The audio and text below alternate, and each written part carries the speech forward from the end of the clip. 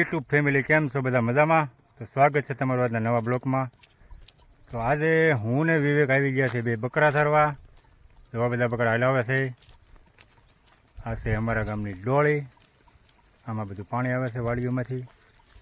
અહીં બધા બકરા બોરડી, લીમડા, ખડ બધું ખાય છે.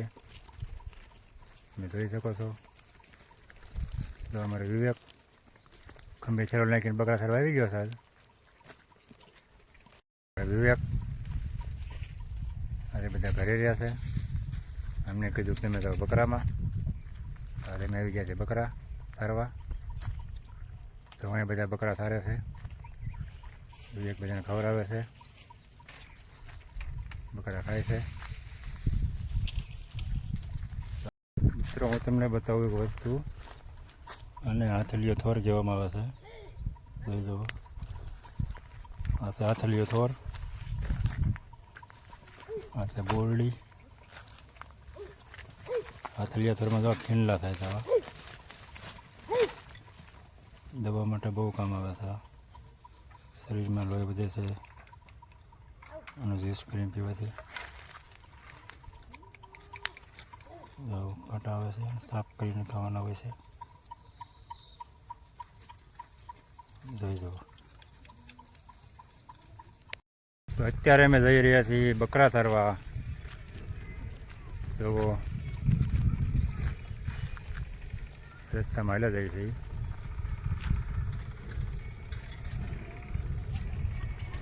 વિવેક આગળ બકરા લઈને જાય છે. હાથમાં વાહડી છે. આ બધા બકરા રસ્તામાં હાલ્યા જાય છે. એની પાછળ પાછળ હું થોડો કંઈ આગો છું.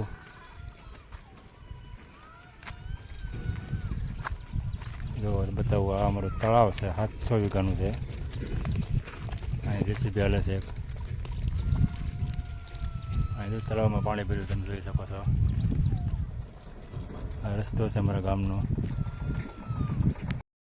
મિત્રો, અત્યારે અમે બકરા સારી રહ્યા છીએ. જ્યાં એક મધમાખીનું ઝુંડ બેઠું છે, તમને દેખાડું. રોય કાંઈ મધમાખી બેઠી.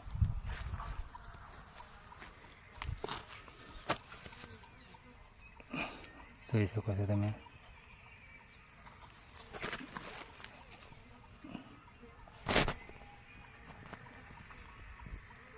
જુઓ,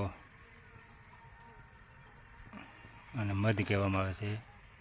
મધમાખી બે ફૂરડાઓ એમાં રસ લઈને મધ ભેગું કરે છે.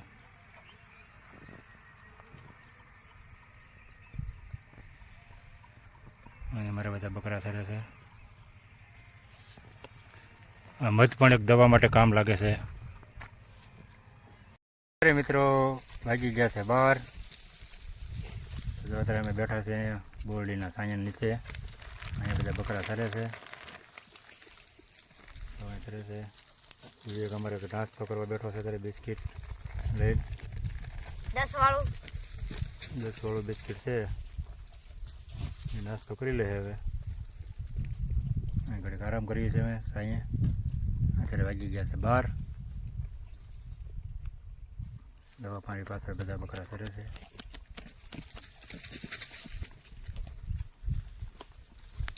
ફાઇનલી મિત્રો, અમે બકરા સારીને પાછા વળી ગયા છે. આ એક ગુંદી છે, એ પાડી છે. બકરા બધા ખાય છે. તમે જુઓ, બધા ખાય છે. ધીમે ધીમે ઘરે બાજુ હાલા જાય છે.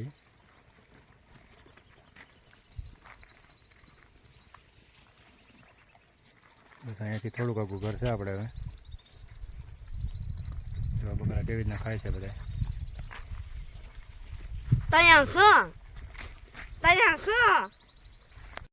ધીમે બકરા રસ્તે ચડી ગયા છે ઘરે બાજુ જવા માટે.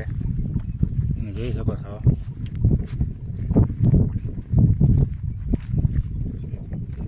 બધા લાઈનથી હાલ્યા જાય છે. ઘરે બાજુ જવાનું નામ લેવું એટલે તરત આગળથી જાય બધા.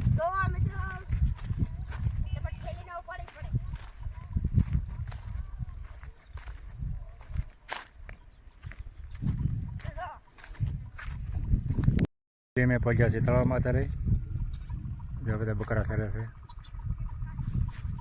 અહીંયાથી આને કહેવાય ડોળી, તો અહીંયાથી પાણી અમારે તળાવમાં આવે છે. જો આ ડોળીમાં પાણી ભર્યું છે, બધું જોયું તમે.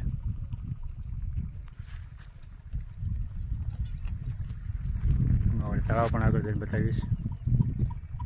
બકરા બધા સરતા આવે ધીમે ધીમે. તો આપણે પહોંચી ગયા છીએ તળાવમાં. એવા 2-3 જણા બીજા હારે છે બકરા સરવાવાળા. બકરા બધા લાઈનમાં હલાવે છે.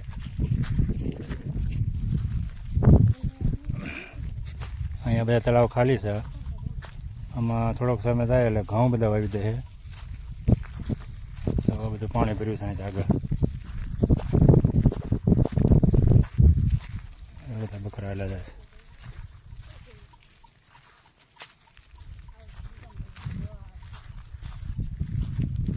ઘણું પાણી ભર્યું છે. બધામાં થોડોક સમય થાય એટલે ઘઉં વાવી દેવામાં આવશે.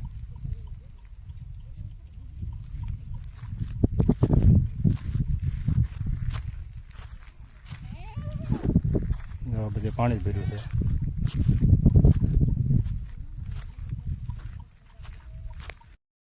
દવા બકરા પાળમાંથી હાલીને બધા આવે છે. અહીંયા અમે આવ્યા ત્યારે પાણી ભર્યું હતું. આથી પાછું વળવાનું થયું છે. બકરા તો કેવા લાઈનમાં પાળા ભરાવે છે. એમાં 3 ભાઈ બીજા હાલ્યા જાય છે.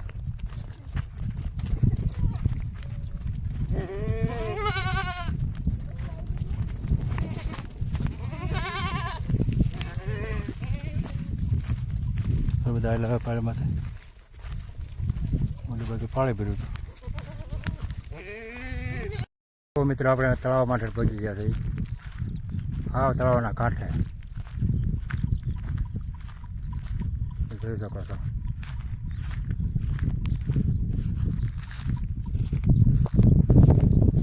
આ છે તળાવ. અહીંયા બધું પાણી ભર્યું છે, તમે જોઈ શકો છો.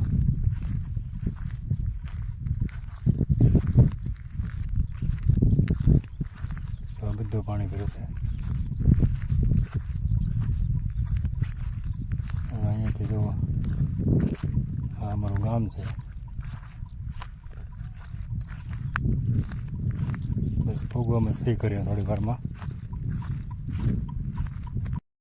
તો અમે આવી ગયા છે આપણે ઘરે. જો પહોંચી ગયા ઘરે. બકરા ઘરે આવી ગયા છે. હું તમને બતાવીશ 3 બકરીઓ વિયાણી છે નવી, નાના ગજીડા. હવે રખડે છે. એ ભરતી લીધે ક્યાં છે તો ધવરાવવાનું?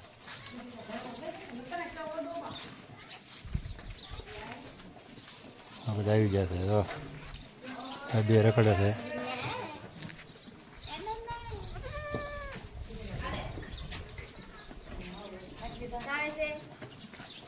અમારા ભાઈ આવી ગયા, ગેબરુભાઈ. આ બકરા નહોતા આવ્યા.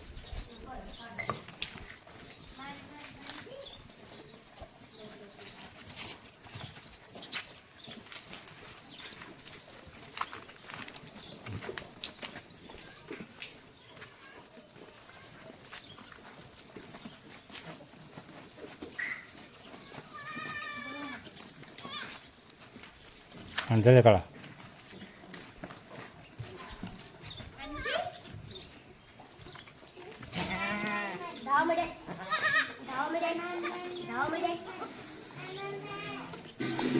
તો એને મને ધાવા મળ્યું છે.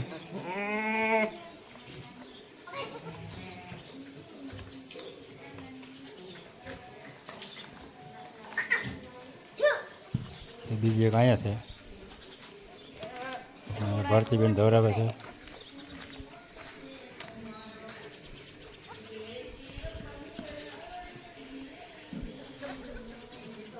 આ છે મારું ઘર.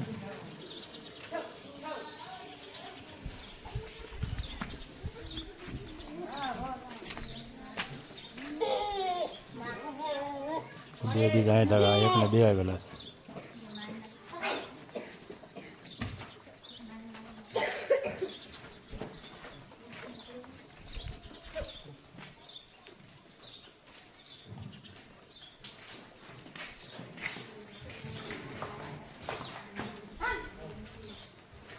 તો તો અહીંયા આપણો બ્લોગ પૂરો કરીએ છીએ મિત્રો. જય માતાજી.